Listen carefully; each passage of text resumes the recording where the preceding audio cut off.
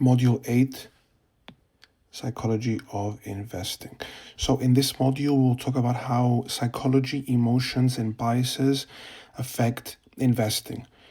When everything's said and done, psychology is probably the most important dimension in successful investing. Investors do acknowledge this, but I think they misrepresent the actual importance of psychology. Understanding investor behavior. Applied psychology. 3 deadly biases for your investing. The fact that you are your own worst enemy. And we will finish off with a toolkit on how to tackle these issues head on instead of just knowing them. Understanding investor behavior. So, fear. When you own stocks and everything is crashing, fear grips you. The general environment, negativity affects you, and you cannot make correct decisions. FOMO, fear of missing out. Now, this is the flip side of fear. Everything is rallying, the market is going up, but you are not invested, you are not long.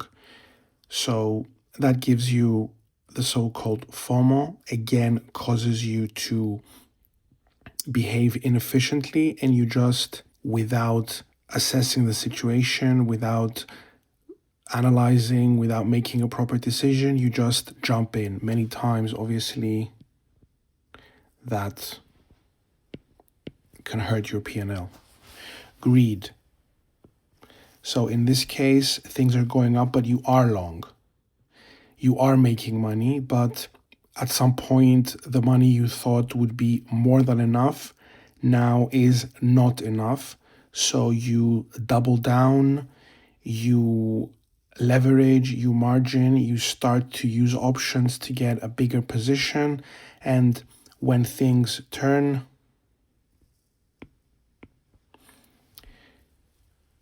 you get burned.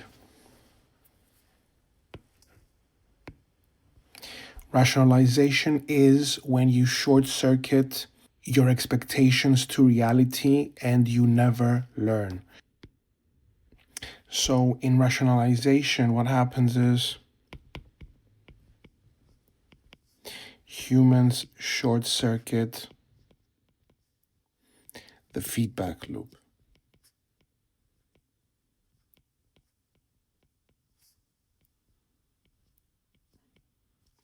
So instead of taking an experience and learning from it, what we do is we take the experience and we rationalize back. So this is the experience.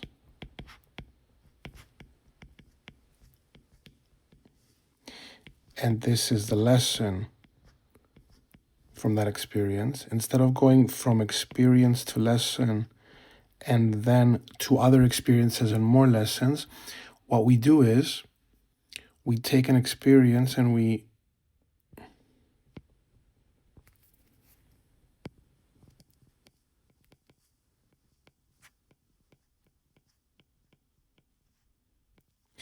rationalize it back to make it easier for us to accept, to store in our minds. We avoid emotional pain. And by rationalizing it, hence the word, we make it more acceptable. Oh, the environment changed violently. The economy turned against us. The person who told me to buy that stock was wrong, was an amateur, didn't know what he was doing. You know, it never goes back to you. What we do is we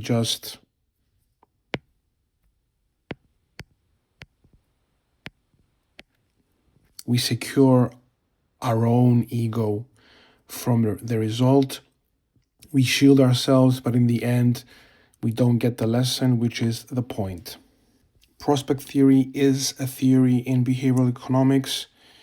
which says that the pain from losing is felt twice as much as the gain from winning. In this case, pain and gain, we are talking about the utility or the psychological value of winning or losing. And the fact that it hurts twice as much when losing relative to winning changes how we make decisions. So, to put it simply, when we are winning, because the emotion is not that strong, we prefer to take our wins and not stay on for more, because it's like the utility function of our gains has topped out. While when losing, it hurts so much that to reverse that feeling, to avoid the feeling of pain, what we do is we make decisions to remove that pain. So when in pain, we are risk seeking. We could double down, buy more of a losing stock when it doesn't make sense to, etc. But when we are winning, we are risk averse. And we will apply the complications of this in the next slides. Now let's apply some of this psychology into real world examples.